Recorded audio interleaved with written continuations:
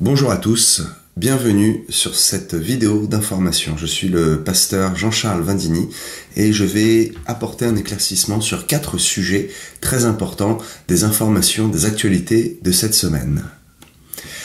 Une taxe sur les bouteilles d'eau. L'État a décidé, a voté, c'est acté, la multiplication par à peu près 4, d'accord, de la TVA sur les bouteilles d'eau en raison du plastique.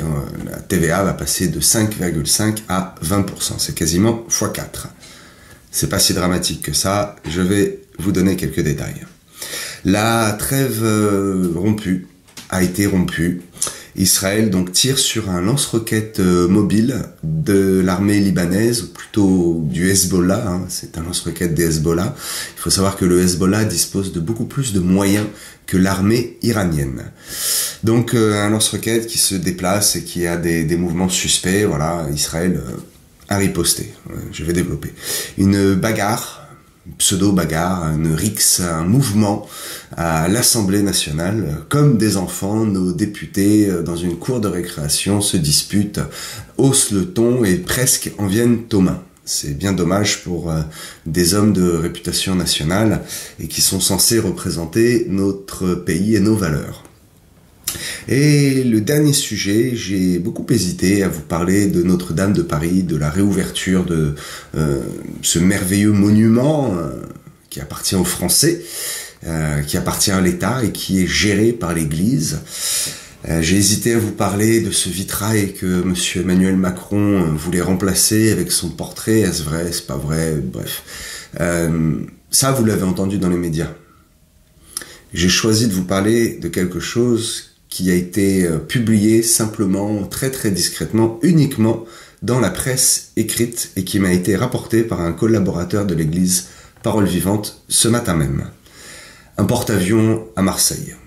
Un des plus gros porte-avions du monde. 333 mètres de long, plus de 3 fois un terrain de foot.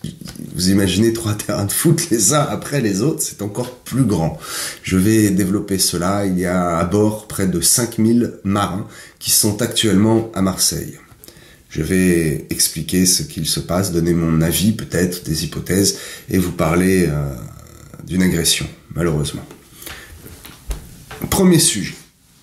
La taxe sur les bouteilles d'eau. Je trouve ça assez étrange parce que l'emballage de la bouteille d'eau, c'est le plastique peut-être le plus facile à recycler dans la façon de le faire et dans la collecte de ce plastique. Ça fait des années maintenant, on sait bien, les bouteilles d'eau, on les met dans le bac jaune, on les met à part, et les bouteilles d'eau sont très bien recyclées. D'ailleurs, beaucoup de bouteilles que l'on achète sont déjà recyclées. C'est quelque chose qui fonctionne très bien.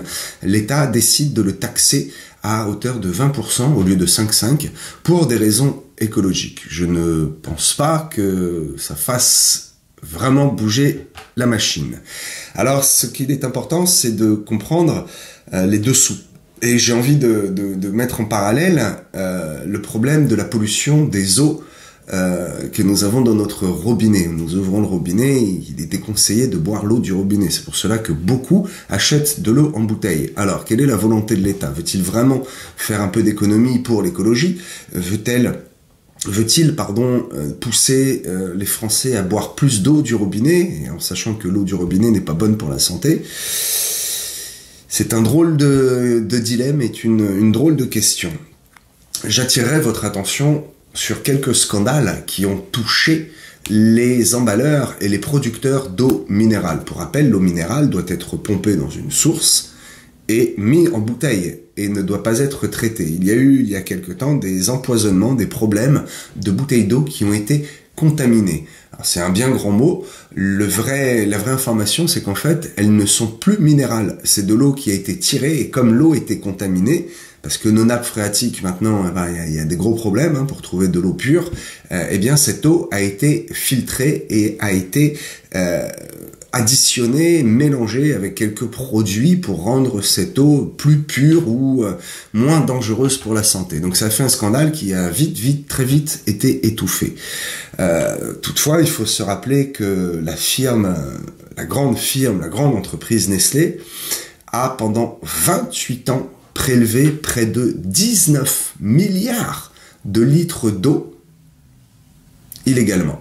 Elle n'avait pas de contrat de concession et elle n'avait pas l'autorisation des communes et de l'État pour prélever cette eau minérale qui à l'époque était encore pure. Donc voilà pour cette information. Si on sort la calculatrice, finalement c'est pas si grave que ça, parce qu'en faisant un petit calcul d'une TVA à 5,5 et qui passe à 20%, je prends l'exemple d'une bouteille d'eau classique qui est vendue aux alentours de 60 centimes l'unité. 1,5 litre. Nous allons nous retrouver avec un prix à 68 centimes et non plus à 60 centimes. Donc finalement sur 10 bouteilles d'eau que nous payions à l'époque, donc 6 euros, on va payer maintenant 6,80 €. Sur 10 bouteilles d'eau, cela fait 80 centimes en plus. Allez, on arrondit à 1 €. Quelqu'un qui boit beaucoup d'eau, qui ne boit que ça par mois, on arrondit à 3 € par mois la hausse. Donc finalement, est-ce que ça va changer quelque chose pour notre porte-monnaie? Est-ce que les Français vont consommer moins de bouteilles d'eau et plus d'eau du robinet? Je ne pense pas. Donc il s'agit, pour ma part, à mon avis, encore là, d'une mesure fiscale qui va dans le sens d'une grande économie, ce fameux plan d'économie de 60 milliards d'euros. Voilà, je ne rappellerai pas combien de milliards d'euros nous avons donné l'année dernière à l'Ukraine. Aujourd'hui, nous en payons le prix jusque dans nos propres bouteilles d'eau. Deuxième sujet. La trêve au Liban a-t-elle été rompue? Est-elle rompue? Oui, la trêve a été rompue. Voilà, au Liban, entre Israël et le Liban, donc entre Tsahal et le Hezbollah, les États-Unis, la France particulièrement, ont poussé ces deux gouvernements, pour l'un c'est pas vraiment un gouvernement, c'est une dictature, mais passons, à faire une trêve, à faire la paix. Donc Monsieur Benjamin Netanyahou a bien précisé que ce n'était pas la fin de la guerre, mais qu'il était d'accord pour faire une trêve. Bon, ça n'a pas duré longtemps, ça a duré seulement 2 jours. Il est très très clair que Israël ne laissera absolument rien passer et ne prendra aucun risque. Le retour de la paix semble très très compliqué et malheureusement la haine du peuple arabe dans sa généralité, n'est-ce pas, la haine du peuple arabe envers les juifs est clairement un gros frein à la paix que le monde entier souhaite. Alors, la question c'est, est-ce que le Premier ministre mettra-t-il sa menace à exécution? Pour rappel, il a déclaré si la trêve est interrompue, une guerre intense aura lieu. Bon. La trêve a été rompue. Il a fait cette déclaration en fait peu de temps après. La trêve a été rompue par Israël. Pourquoi? Parce que le Hezbollah a fait faire quelques mouvements suspects à un lance-roquettes mobile. Donc, je vois très bien ce que c'est. Je soupçonne même la marque d'un lance-roquettes très connu, vendu, commercialisé et utilisé par la France, mais je n'ai pas de preuves, donc je m'avancerai pas. Pendant une trêve, on ne bouge pas le petit doigt, on ne déplace pas ses armes, on ne fait surtout rien qui pourrait faire croire à l'ennemi à un danger. Donc Israël a très très bien réagi, très très vite. Ils ont tout de suite bombardé ce lance-roquettes mobile. Bon, toutefois, ce que je trouve quand même assez humoristique, si je puis dire, c'est l'humour de l'humour noir, comme on dit, c'est que le Hezbollah, qui semble vraiment très très intelligent, se déclare vainqueur, a déjà crié vainqueur, nous sommes vainqueurs. Pour rappel, le Hezbollah a subi de lourdes pertes. Ils ont déclaré 3400 morts et 14 000 blessés depuis le début du conflit. Tsahal, de son côté, a déclaré qu'il y avait 2500 morts. Entre 2005 et 3004, il y a quand même une grosse différence, mais peu importe. 2500 morts, c'est quand même énorme. C'est une défaite du Hezbollah et c'est une sacrée raclée qu'ils ont pris. Mais ces terroristes, visiblement très très bien équipés au niveau de leur réflexion intellectuelle, déclarent qu'ils ont gagné la guerre. Bon. La bonne nouvelle, c'est que plusieurs milliers de civils libanais ont quand même pu rentrer chez eux, donc au sud du Liban, pas tout à fait à la frontière, parce qu'il y a quand même une zone neutre qui maintenant va être gérée par les casques bleus, par l'OTAN je crois, et non plus par l'armée libanaise, ni par les terroristes du Hezbollah. La présence de l'armée de Tsahal ne sera pas tolérée dans cette zone dite tampon. Espérons que cela fonctionne et que les civils puissent enfin goûter à une paix durable. Sujet suivant. Bagarre, rixes, embrouille à l'Assemblée nationale. Nous voyons ça dans d'autres pays, et malheureusement en France cela arrive, cela faisait longtemps que ce n'était pas arrivé, mais c'est arrivé récemment, voilà, comme des enfants dans une cour de récréation qui se chamaillent. Pendant le débat de la réforme sur la réforme des retraites, le député MoDem, Nicolas Turcoing, s'est un peu laissé aller, et le gars a dû avoir un peu le sang chaud, son sang n'a fait qu'un tour, et il a démontré un peu... voilà, un peu de testostérone, un peu de masculinité mal placée, en voulant peut-être en découdre, ou en voulant du moins s'approcher donc du député Antoine Léaumont de la France Insoumise.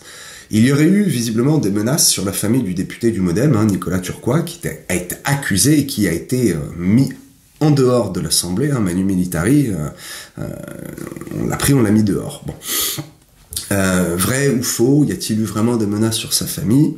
C'est difficile à le savoir, je n'ai pas de preuves. Toutefois, nous voyons encore une fois que c'est la coutume de ce parti extrémiste d'extrême gauche, ce parti fasciste de la France Insoumise, de faire régner la terreur et la menace. Souvenez-vous, monsieur Mélenchon, cet homme si dur, si violent, lorsqu'il y a eu une perquisition chez lui, qui crachait, il vociférait sur les policiers qui faisaient simplement leur travail et qui répondaient à la réquisition du procureur de faire une perquisition. Comme on dit, il n'y a jamais de fumée sans feu. Cet homme virulent et très très extrémiste, très violent, et bien visiblement a retransmis sa rage et sa haine sur ses collaborateurs et sur les députés, en l'occurrence le député insoumis Antoine Léaumont, parce que il, je crois, proférait quelques menaces discrètement et il a eu une attitude très très provocatrice. Du moins, il y a une preuve, c'est que Emmanuel Bompard, ce monsieur avec un front qui va jusque derrière la tête, ce n'est pas une moquerie, c'est juste pour que vous voyez de qui il s'agit. Emmanuel Bompard, donc bien sûr chez Insoumis, eh bien perdure, continue à faire vivre cette coutume de la menace et de la violence, parce que le même jour ou le lendemain, je crois, voilà, il a menacé la vice-présidente Naïma Mouchou, en lui disant, en vociférant, je cite, « Tu vas le payer. Ce que tu es en train de faire, tu vas le payer. Nous allons te le faire payer. » Voilà la façon de faire de ce parti d'extrême gauche presque nazi, puisque comme les nazis, ils détestent les juifs et ils désirent, comme le peuple gazaouite, les pousser hors de nos terres jusqu'à la mer. C'est bien malheureux de voir que nos députés et nos politiciens, en grande majorité, sont, particulièrement les insoumis d'ailleurs, sont l'objet de railleries, de moqueries, et un mauvais exemple à montrer pour nos ressortissants français, une mauvaise publicité que nous montrons à l'étranger. Voilà nos politiques, ils sont plus de 500, ils sont beaucoup trop nombreux, payés beaucoup trop cher, et le problème c'est que, eh bien, c'est souvent le même côté, le même parti qui fait parler de lui d'une manière très très violente et qui pose des problèmes. Sujet suivant. J'ai beaucoup hésité à vous parler de Notre-Dame de Paris qui a réouvert cette semaine et dont le président Emmanuel Macron a fait la visite, comme si ces lieux lui appartenaient, comme si lui-même avait payé, comme si la France avait contribué à la restauration de ce monument national. Pour rappel, les aides ont été des aides internationales, des aides privées s'élevant quasiment à 1 milliard d'euros. Et monsieur Macron arrive là-dedans en remettant les clés comme s'il était possesseur et propriétaire de ce lieu. Bref, je n'avais pas envie d'en parler et c'est un sujet que j'avais laissé de côté. Je souhaitais le traiter après le culte de ce matin, là, en début d'après-midi, et puis un collaborateur de l'église m'a ce matin donné une information assez surprenante parce que ça m'était passé complètement à côté, je ne l'avais absolument pas vu.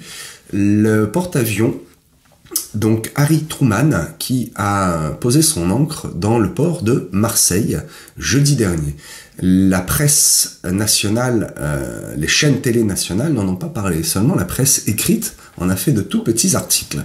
Et peu de choses finalement sont écrites et sont dévoilées. Alors, j'ai été pour vous enquêter un petit peu. Que s'est-il passé? Jeudi matin, le Harry Truman du nom du 33e président des États-Unis, a accosté dans le port de Marseille. Il s'agit d'un des 11 porte-avions des États-Unis, quasiment le plus grand, 333 mètres, je l'ai dit en introduction, plus de 3 terrains de foot mis à la ligne l'un derrière l'autre. 5000 marins. Un des 11 porte-avions. Pour info, la France possède un seul porte-avions, et ce porte-avions franco-français, comme la SNCF, comme la Poste, comme l'EDF, etc., ne fonctionne jamais à 100%. Il est opérationnel 65% du temps. À peine plus de la moitié du temps, la France peut utiliser ce porte-avions. Pour diverses causes, parce qu'il y a beaucoup d'entretien, parce que les pilotes, les marins, les pilotes d'avion, pour se coordonner, il leur faut du temps de repos, du temps de formation. Tout le monde ne peut pas être disponible au même moment. Le porte-avions est fragile, les équipements sont fragiles, beaucoup d'entretien, de la rénovation, bref. Il est disponible quasiment la moitié du temps, seulement. Ok, passons. Donc, le Harry Truman est en position à Marseille pendant 6 jours, donc depuis jeudi dernier. La justification des journalistes et de porte-parole de l'armée américaine dit que ce porte-avions est dans cette région européenne en raison du renforcement de la présence de l'OTAN en Europe. Bon, il venait d'effectuer une mission en Europe du Nord et il vient se poser à Marseille. Alors, l'Europe du Nord, la Norvège, tout ça, on voit très bien. Une question que je me pose et que je vous pose.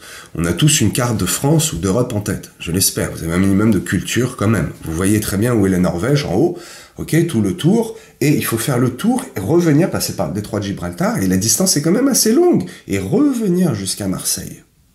Ma question est, pourquoi, en fin de manœuvre, ce bâtiment fait-il une pause à Marseille? Pourquoi, lorsqu'il était du côté de la rade de Brest, n'a-t-il pas tracé tout droit jusqu'aux États-Unis pour rentrer chez eux, que les marins rentrent chez eux en fin de mission? Pourquoi tout ce détour de la côte, entrer en Méditerranée, refaire encore du chemin jusqu'à Marseille, qui est bien plus proche de l'Italie que de l'Espagne, n'est-ce pas? Est-ce peut-être en raison, et est-ce lié avec le conflit en Ukraine et les dernières déclarations de ce monsieur en pyjama, que je ne citerai même pas son nom, le pseudo-président de l'Ukraine, qui a déclaré qu'il souhaitait le soutien total de l'OTAN, et il souhaite que l'Ukraine adhère à l'OTAN. Alors, je vous rappelle que le début du conflit, pourquoi M. Poutine a attaqué ce pays de l'Ukraine? Parce qu'il était contre le positionnement d'une base de l'OTAN à quelques kilomètres des frontières de la Russie. C'était clair et net, il ne voulait pas de base de l'OTAN dans les pays frontaliers. Le monsieur en pyjama a bravé l'interdit et a dit « Oui, moi je suis d'accord, faisons une base de l'OTAN ». Monsieur Poutine a commencé à se fâcher, le conflit est né. Et aujourd'hui, ce monsieur en pyjama relance de l'huile sur le feu en désirant adhérer totalement à que son pays adhère à l'OTAN. Donc il ne s'agit pas d'une seule base, mais il y en aura plusieurs. Et il réanime un vieux conflit, une vieille guerre entre les États-Unis et la Russie.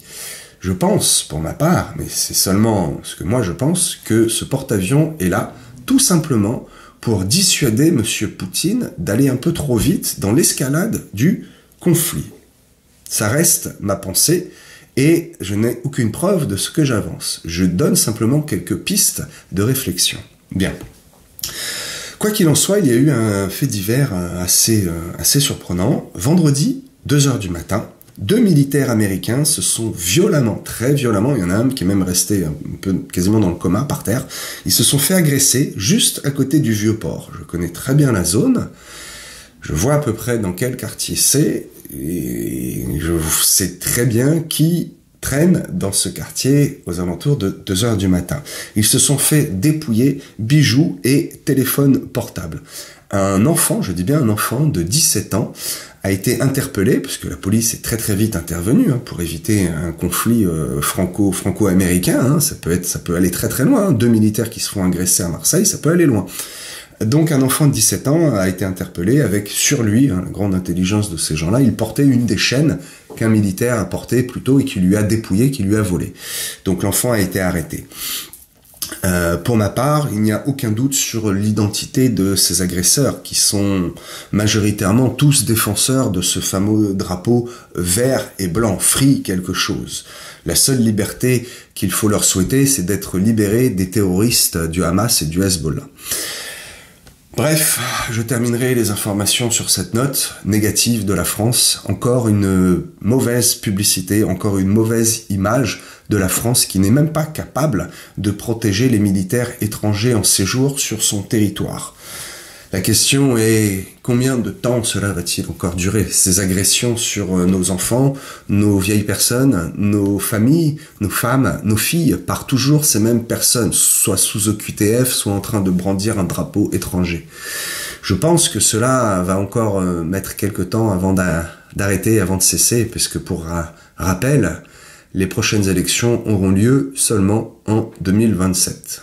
J'espère que d'ici là, les Français ouvriront les yeux et que les choses vont changer. Quoi qu'il en soit, ce n'est pas une bonne nouvelle. J'ai l'habitude d'annoncer des bonnes nouvelles, d'être enthousiaste, mais en voyant cette date, ça m'a percuté. J'ai dit 2027, la fin du mandat de M. Trump, 2029, 27, 28, 29, 2 ans. Peut-être aura-t-on l'espoir d'avoir un semblant de paix et d'un pays un peu libre, peut-être seulement pendant 2 ans. N'attendons pas ces 2 années, mes amis, pour nous tourner vers Dieu, pour changer notre façon de comprendre, de voir et de vivre dans ce monde qui court malheureusement à sa perte. Quoi qu'il en soit, soyez bénis, je citerai le psaume 23. « L'Éternel est mon berger, je ne manquerai de rien. Ta houlette et ton bâton me rassurent, parce que je vais aller me reposer dans de verts pâturages, et parce que le Seigneur me prépare une place à ses côtés. » Regardez le message intitulé Proverbe 23, tout simplement, Psaume 23, l'Éternel est mon berger. Allez voir ces